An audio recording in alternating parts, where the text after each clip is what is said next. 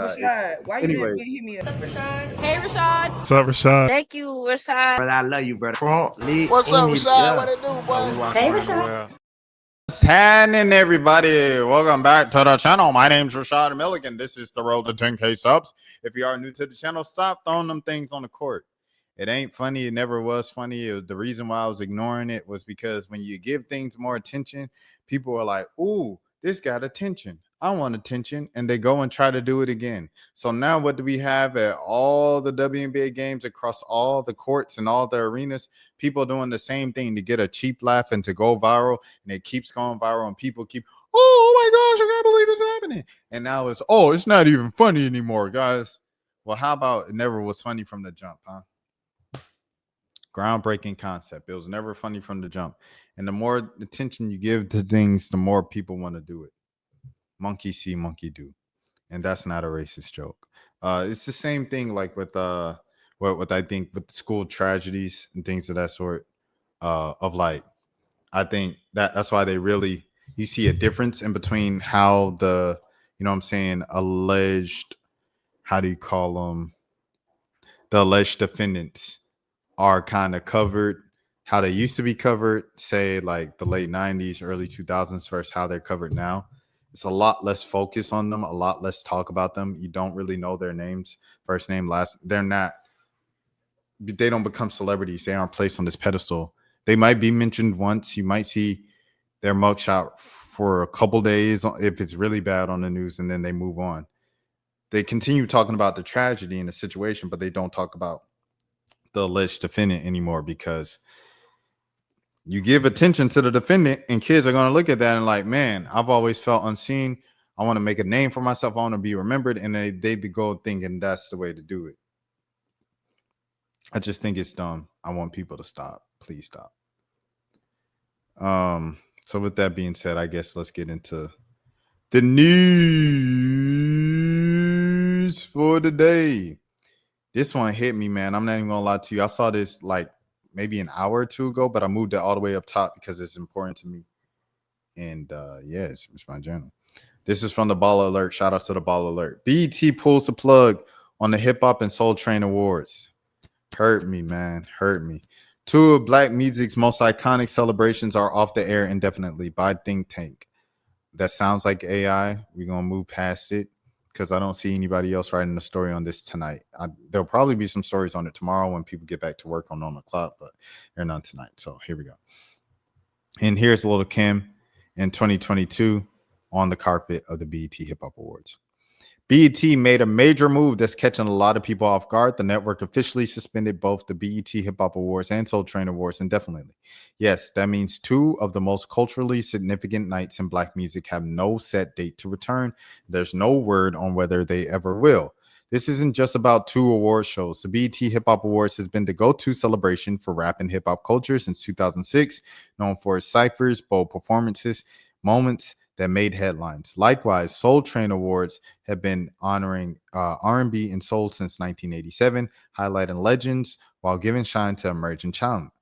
BET CEO Scott Mills confirmed, for BET Linear, we have suspended the Soul Train and Hip Hop Award shows, but we have a team that's actively thinking of where those shows might best live as the media climate continues to evolve. He added, it's not about them being over, it's about reimagining how we deliver them in today's fast-changing media landscape. This is something that everybody's dealing with, in TV especially. How do we adjust to this? I remember, I believe it was DDG. He was on Holla, listen to me now. Get your freak on. Shout out to Big Nate in the building, man. But yes, DDG, he was on his press run for the album where he was holding the dreadlocks and stuff, and blame it on the chat, right? And he went to BET. He went to BET's offices, and BET announced that they were going to start a Twitch channel, and they decided to do their first Twitch stream with DDG in his visit to the office. And they were like, Twitch. You see these different places. They're like, oh, we're opening a Twitch. We're starting Twitch. We're doing this. We're streaming. People are really looking for ways to fit in with what's hot right now. And they're looking for any way to stay relevant. How do we do this? How do we do it? Man, the kids are on Snapchat. The kids are on this. The kids are on that.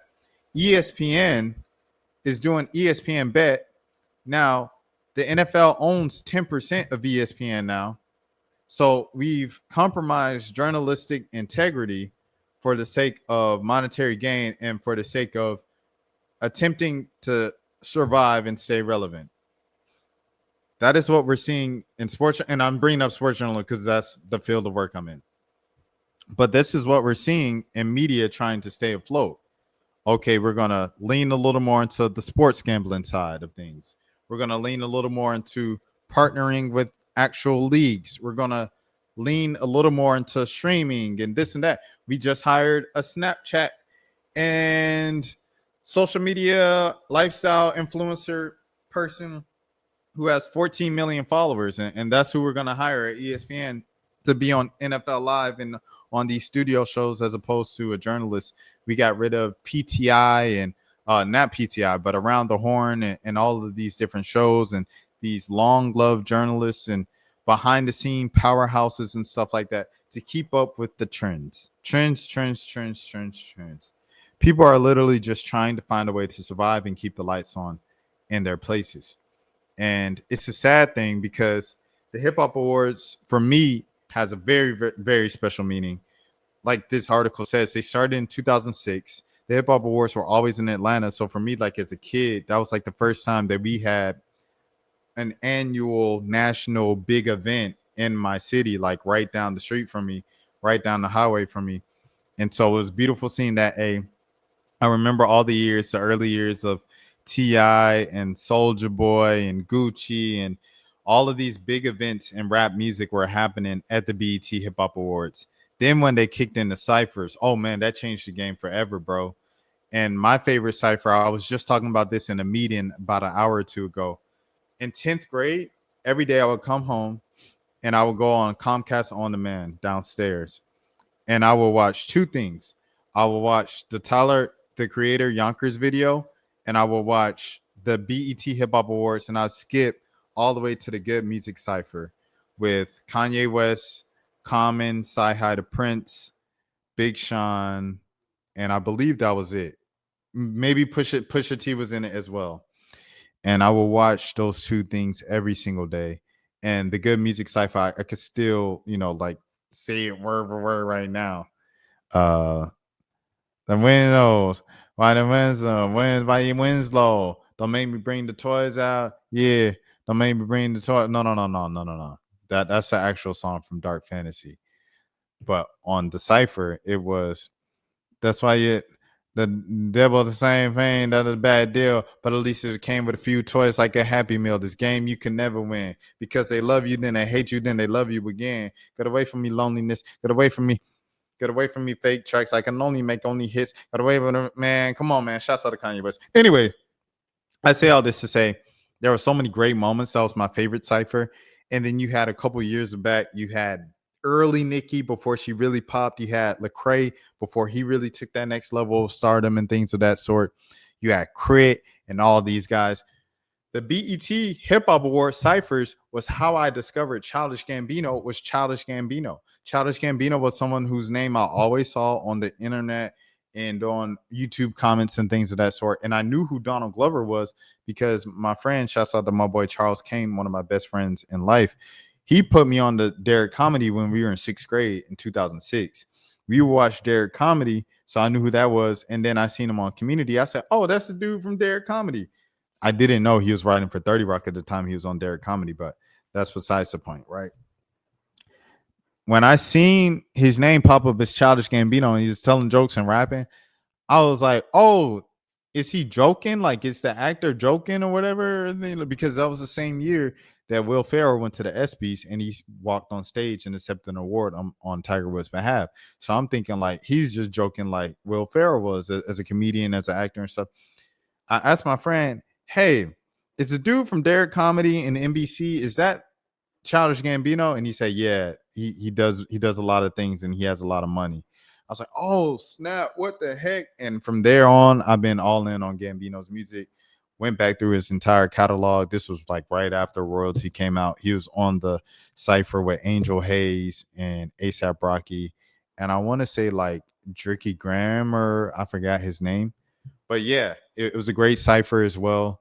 And then of course, hip hop's biggest moment in 2025, a large part of that at the beginning of it was the 2013 cipher of TDE, when Kendrick in August, right, goes on Big Sean's song and calls out the entire rap game by name. Drake takes a liking to it. When his album Nothing Was the Same comes out in September, he's complaining about it the entire run. Then come October, BET Hip Hop Awards 2013, TDE cipher. This man Kendrick goes, when I tucked the when I tucked the sensitive rapper back in his drama clothes and his pajama clothes, and then he said he kicked the wheelchair and everything like that and put it back in his wheelchair. Ha ha, jokes on you, high five. I'm bulletproof. And that like took the beef to another level. And 12 years after that, we got Not Like Us. Or 11 years after that, we got Not Like Us. Crazy stuff. But all of these moments happen from the BET Hip Hop Awards, and then the space that it allowed to honor our legends that needed to be honored, that probably wouldn't be honored on a national stage like they were. When you think of people like Trick Daddy, when you think of people like Trina, when you think of people like Uncle Luke, when you think about people like LL Cool J, and LL Cool J having his own award to honor people like Tyler the Creator and all of these great minds. I remember the 50th year of hip hop celebration where Rakim would perform, Rakim and Eric B. When I saw the tribute that Kodak Black did to P&B Rock a couple years ago, when I seen, the entire Fat Joe kind of collaboration of bringing out all the different decades of hip hop, all of these, it's so important to have a space like that. Lil Kim, as you guys just saw over here, for her to be honored. It's so important for us to honor our legends. And the BET main award show, there just isn't enough time to get to everybody there. So for hip hop specifically, for our night to have our own night in rap music, it was a beautiful thing. The hip hop awards, they invited a lot of dope artists and people in the underground, especially like Suave was there a couple of years ago. The BET Hip Hop Awards is where I met and interviewed Foggy Raw for the first time. Is where I met and interviewed V's for the first time, and where we went viral, that viral moment with V's on TikTok and stuff like that. It's just so many great moments from the BET Hip Hop Awards that I'm forever, eternally like indebted to and grateful for. And I'm gonna miss it. I'm gonna miss the BET Hip Hop Awards a lot. And I hope they figure out some way to redo this and maybe put it on BET Plus and get people to subscribe to BET Plus. I don't know what it's going to take to come up with the funding or the money to continue that award show, because I know it's a lot of money to fund award shows and things of that sort. But this is important. This is beautiful. Soul Train Awards, same thing. To keep the Soul Train legacy alive, Soul Train was literally Soul Train. Excuse me, sorry.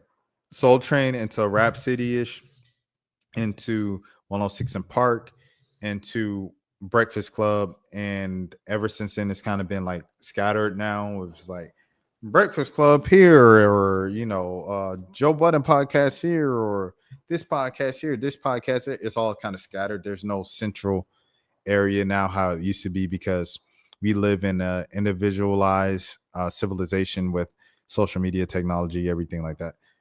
But man, to keep the Soul Train legacy alive, where it all started, for Black culture on TV, Black artists to have a home, for Black dancers to dance and just be happy in the studio, to keep that legacy alive with Don Cornelius, it's so important to keep that alive. And then for what it turned into after the show went off, decades later, for it to become a night where we honor the R&B legends, and the to give R&B its own night is so important. Obviously, I'm more rap than R&B, but they're one and the same. And R&B, especially today, can be so overlooked. So to have a night dedicated to it, to where we're looking beyond just the big names, but also the India Shans and the Mears and the Elmirs, the Pink Sweats. obviously Lucky Days and on kind of on the bigger side of things, and the Hers and him when him was a thing, and all of these R&B artists. Like, it's beautiful for them to have their own night and to honor the legends, of course, in the genre as well, because we aren't honored as much anywhere else. The only place where we're honored in depth and given the correct flowers and the video tributes and the tributes of performances on stage, all of these things, is from our own people in our own community. And that's what we got from the BET Hip Hop Awards and Soul Train Awards. So a very, very sad day in Black media and Black entertainment and Black Hollywood. And I just, hope that the network can figure out something to keep this thing going. Even if you have to put it on Twitch, if you have to put it on Twitch and figure a way to still do it, I believe it's possible. Just rent out a theater and have a production team and put it out on Twitch. If they could do it for the streamies and Kai Cenat can throw on his own thing, then a whole network like VT, I would assume, can do something similar. So we'll see what happens, bro. But definitely a sad thing, sad development there. Okay, this is some old. Rashad, why you didn't hit me up? What's up, Rashad? Hey, Rashad. What's up, Rashad? Thank you, Rashad. Brother, I love you, brother. Front lit. What's up, Rashad? Yeah. What it do, boy? Hey, Rashad.